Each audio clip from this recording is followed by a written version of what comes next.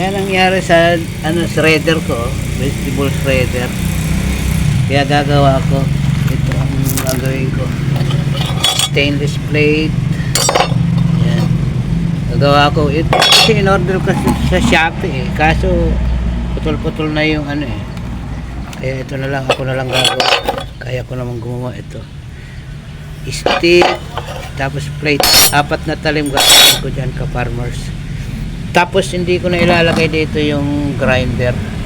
Dito na sa ibabaw. Yun mga ka-farmers. At tapos ko na ka-farmers. I-welding ko na lang siya dyan ganyan. Rekta na siya ganyan. I-welding ko na lang siya. So ayan, i-welding ko na lang 4 na blade. Saka ko na taliman pag na-welding ko na lang. Saka nalayag yan yung talim. So ito na ka-farmers yung nagawa ko. Ayan. Ito na siya oh.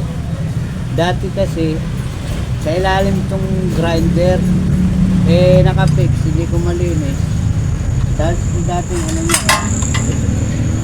yung dating balde niya. Ngayon ginawa ko dito na sa ayan. Kaya pwede ko na siyang lang. Pwede ko na siyang linisin. Ayan.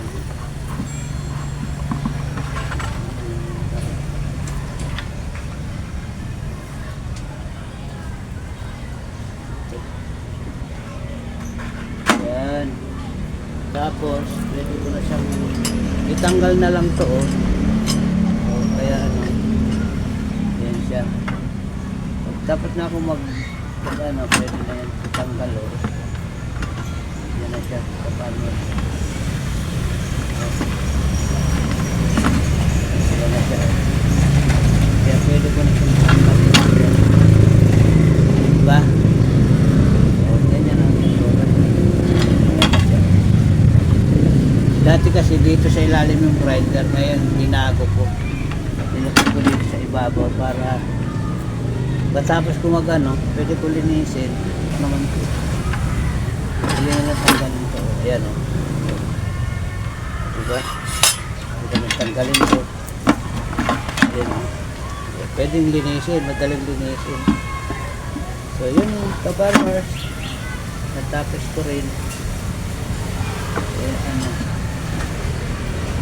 hindi na ako mahirapan linis ng yun lang, ganyan lang ka-farmers. Thank you for watching.